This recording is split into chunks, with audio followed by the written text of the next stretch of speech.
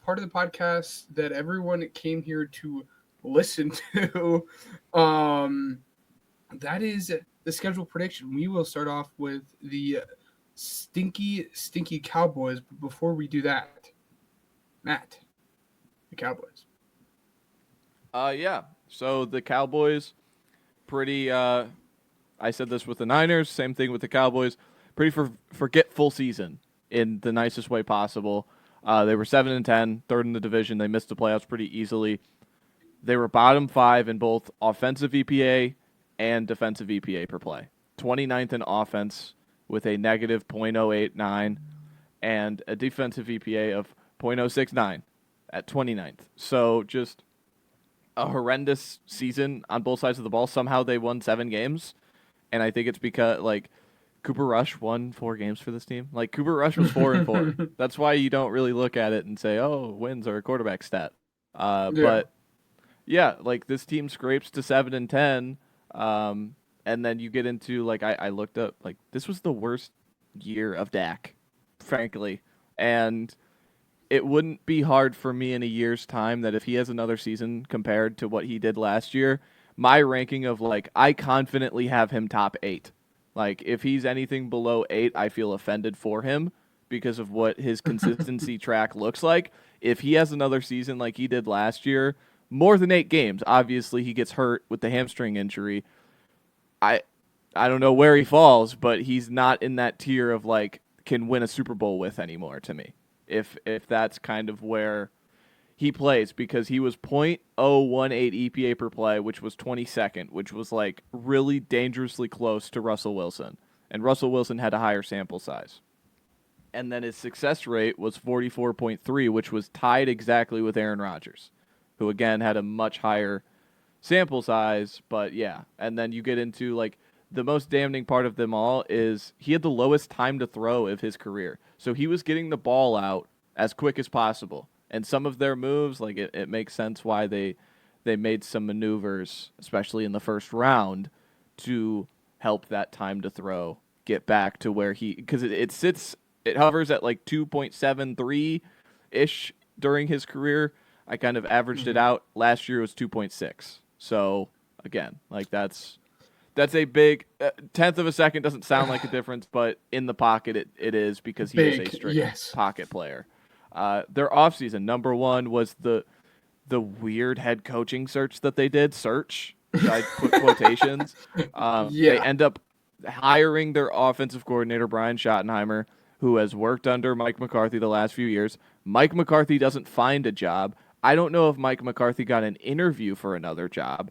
So clearly, I think there was a desire for both of these two parties to come together, and they're both too stubborn to come together, and so they just hire Brian Schottenheimer, the offensive coordinator, under Mike McCarthy, as I mentioned. I don't believe he's been a head coach before, but he's been, he's the son of Marty. He's been around the league forever. He was also the offensive coordinator of that first Trevor Lawrence Jag season. So, yeah, he's public enemy to me. But then we get into their keeps. What did they retain in the offseason? The big one was Osa Odighizuwa. They re-signed him before free agency. They didn't have to. They tagged him at a number of $23 million. He signed a contract for 4 years, 80. That never happens, and that should never happen as the player. I guess he valued the long-term security more so than the annual salary. But when you sign a franchise tag, usually that is your baseline. Okay, I'm signing a franchise tag for $22 million. I expect $22 million annually for however long you want to go. It seems like they were probably we'll give you 3 years or 2 years at the franchise tag, but 4 years we got to put you down to 20. And so he agreed to that. So I think they got a value on Osa Odighizuwa because I think he's a really, really good player, especially on their interior defensive line. And then Kevontae Turpin, we mentioned in the news, just a gadget role player, 3 years, $18 million. He was a very vital part of the 2024 Cowboys. I don't think that's a good thing, but they decided to bring him back. Good returner, though. Good returner. $6 million for a good returner. That's what's tough. That's where you're losing me. then their trades. They made 2 trades, traded for George Pickens, traded a third this year, and traded for Kyrie Elam, traded a late round pick for corner depth. Yeah, Kyrie Elam was drafted in the first round a few years ago. He's corner depth at this Hey, point. Joe Melton. Joe And then, Melton. oh, Joe Milton. I completely brushed over that one. I just How dare you? that went over my head. That went over my head. Um, Free agency, they had they weren't big spenders, as they never are. Like I don't they're not going to change, because also they draft really well and they extend their guys. Okay, so I want to give them benefit of the doubt with free agency. $6 million for 1 year for Dante Fowler Jr., Robert Jones from the Dolphins, who started a ton of games, $3 million, and then Javonte Williams, the projected starter, they got for $3 million in free agency from the Broncos. Their draft, Tyler Booker at 12. We had a reaction to that. That was You cackled. I You yeah cackled like I schoolgirls. laughed. Yeah. I think Booker's a good player. He's not good enough at 12, especially with some of the players on the board for me. Donovan Ezeraku, though, and Savone Revel in rounds 2 and round 3 were very good values to me, though. And then Yes. let's throw in Jaden Blue, Hook'em Horns in the 5th round. He's going to be a fun little, having just excited for the first Kavonte Turpin and Jaden Blue backfield that we have to see this season. And maybe Joe Milton's there. Who knows? Yes. Departures. DeMarcus Lawrence. Remember DeMarcus? Like, didn't DeMarcus Lawrence have a beef with the Cowboys too when he left? I don't know. Yes. Jordan Lewis left to go be the nickel with the Jaguars, 870 snaps this season. Brandon Cooks went back to my Saints, who he was drafted by, 470 snaps. Chauncey Goldston went to the Giants, 790 snaps. Rico Dowdle, 1,000-yard running back last year. They just let walk for, I think, $5 million and kind of rebuilt the room, but that's 634 snaps, and as I mentioned, a 1,000-yard rusher. And then Eric Kendricks hasn't been signed, but 918 snaps as an off-ball linebacker. Also, I think DeMarvion Overshown, Agent Zero, is going to miss the start of the season as well. So their off-ball linebacker is kind of like, I can think of Maurice Luafau, and that's it, right? Like, Yeah. it's a pretty thin group, but we get into my season question with the Cowboys is even losing Mike McCarthy, how much does this offense really change? Because it's the same concepts. It's very West Coast. It's very like Dak oriented. It's like Dak has a lot of control over this offense, and it's frankly because he's good at it. He's good at setting the protections. He's good at getting guys in the right spots, and he's good at playing on time.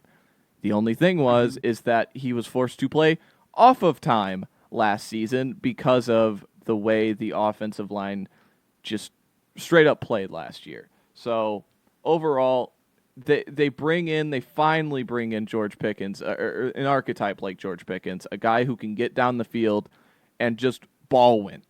Like, CeeDee Lamb is great at a lot of things. He does not win contested catch ways. Jalen Tolbert, that's a separation guy. He's 5'9". So yeah, finally getting a guy like George Pickens to get down the field and create explosives in a contested catch way, because I think Dak is really good at throwing the fade balls. Like, we've seen it with CeeDee Lamb. So do they really? Does Schottenheimer kind of go, all right, this is my show. We're going to run the concept Dak likes. We're going to run the concepts that work, and we're going to work to the strengths of our players. Hopefully they do, because I think this offense could be pretty dynamic, to be honest. I'm kind of higher on this offense in comparison to a lot of people. They didn't make a lot of moves, but I think the infrastructure already in place is very, very good to me. So I'm kind of yapping on. Do you have any thoughts on the Cowboys?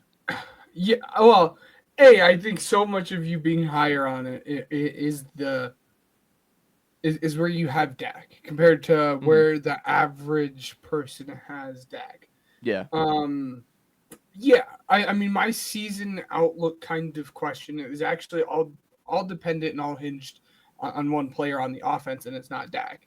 It really is George Pickens, because I'd went back and watched Dak Prescott because a buddy of mine is big Cowboys fan. He's like, "What is Dak Prescott's biggest issue?" And I'm like, "Well, give me some time and I'll let you know." And the big thing that annoyed me was there were way too many times where he locked onto CeeDee Lamb and said, "I'm throwing the ball to CeeDee Lamb no matter what."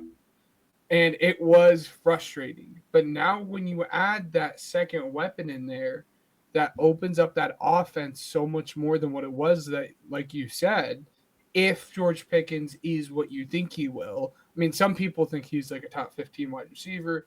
I think that's outrageous, but that's besides the point. I mean, if he is what you think he will be when you trade the third round pick for him, it will hopefully make that world of a difference that you see on, from this offense. And then maybe you get the Dak Prescott of, what was it, 2 years ago when he was the MVP caliber season? Yeah. Yeah. So it's so much of it for me is that George Pickens, and then just the offensive line. The offensive line still really, there's still some questions about that. But yeah, that's, I think the only plus of the 2024 season to me was that Cooper Beebe was like a starting center, and like he's going to start at center for years to come, and like somehow, some way in year one, I'm like, can we extend him now? Like he was that good for them last season, so to have him and Tyler Smith already kind of in that interior, and then you're lobbing in Tyler Booker. Yeah, I think that's a very stout interior that is going to keep pocket pushing to a minimum. And then I should also, before we get into, but you go. Guyton was, I don't know, almost just outright bad last year. Their tackles are.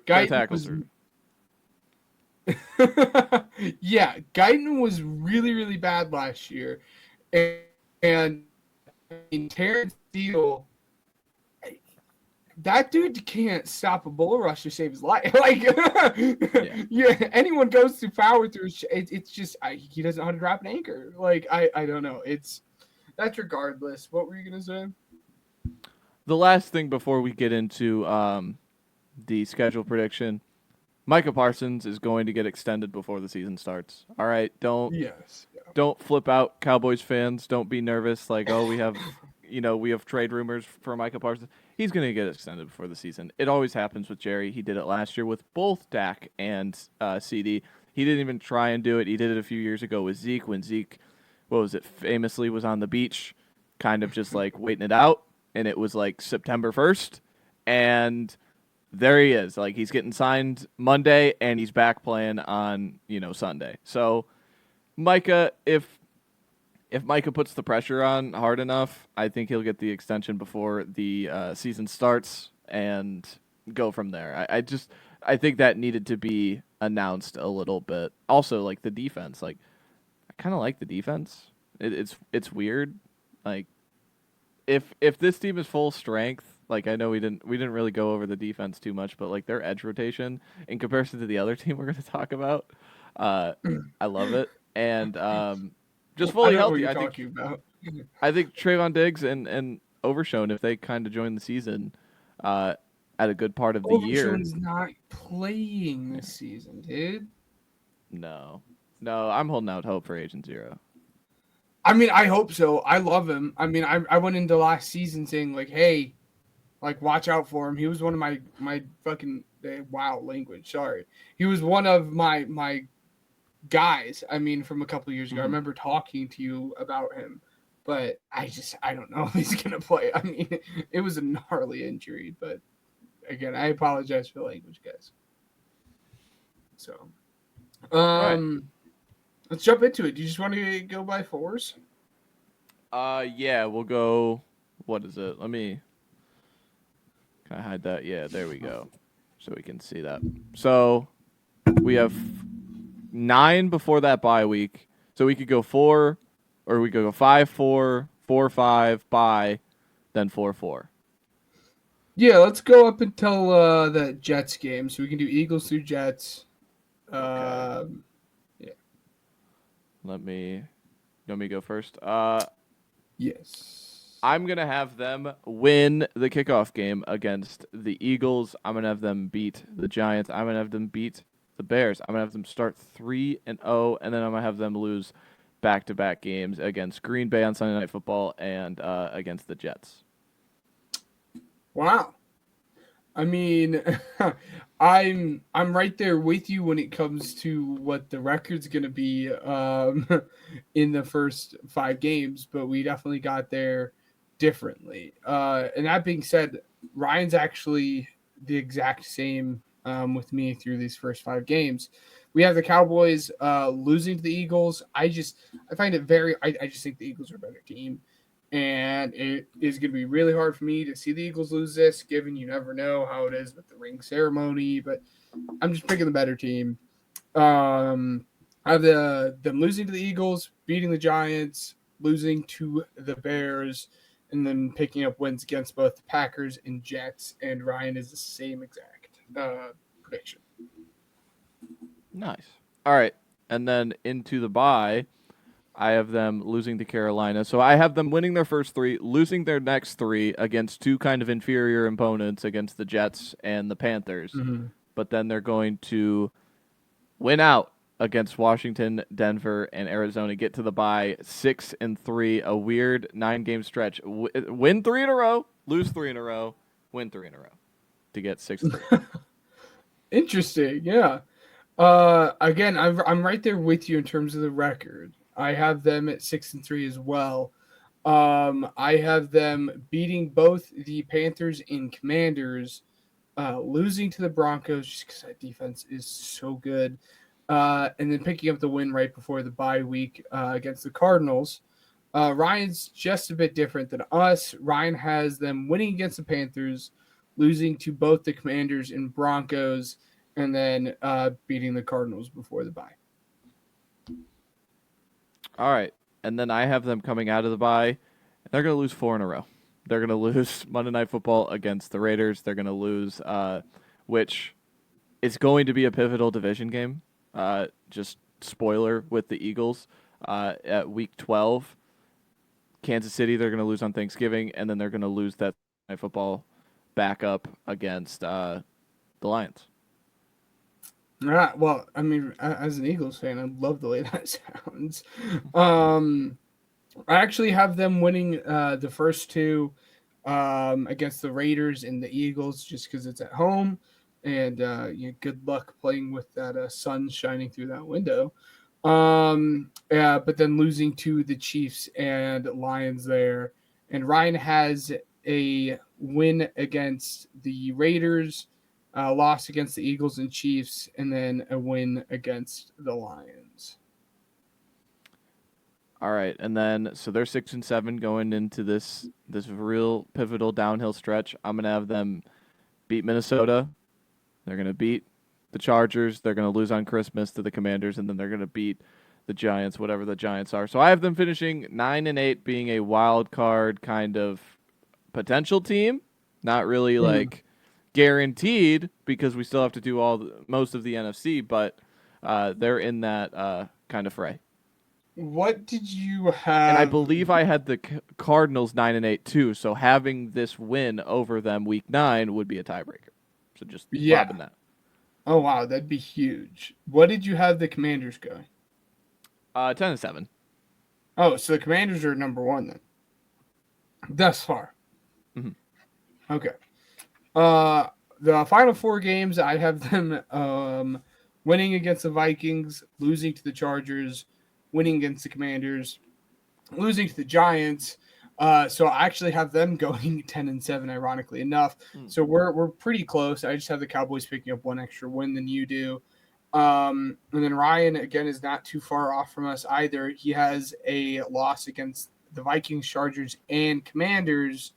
But then he does have the Giants, or then he does have them winning against the Giants, which puts them at 8-9, and 8-9 probably does not get you Yeah, in the playoffs. their over under is exactly 7.5, and it's you have to like lay juice on the over at -125, but it's nowhere near like -170 where some of these teams are. So Vegas is kind of seeing the way, Ryan does, kind of at that 8-win line, and it could catapult early because the coach is just not fit to do it. But overall, the talent could rise them to 500 level. Yeah, exactly. I mean, that's kind of where I'm at. I don't really have a whole lot of trust in Brian Schottenheimer. The dude I kind of think if sounds like a clown. yeah, I think if they like optimism, if they hit on some of these rookies because they volume drafted a lot of day 3. If they can Mhm. find some starters outside of like Booker, because Booker's the only slated starter, if they could find some starters this year, I think it's going to look up for them, like personally, because I can't speak. This has become a Dak show now, but uh, just overall, like I think Dak is one of those players that is going to age well, just the way he plays quarterback. I get he's going to be the highest paid player in all of football, and it's just he's overrated, and I get it. But I think he's a player that can continue to age pretty well. And if you find some starters out of this draft, I think you could be looking up for the next years to come because I think we could still argue we haven't seen the best of CD either. Yeah. Oh, absolutely, absolutely. I mean, as a team rooting for the rival, I mean, I do hope Schottenheimer stinks. Like that's that's what I hope.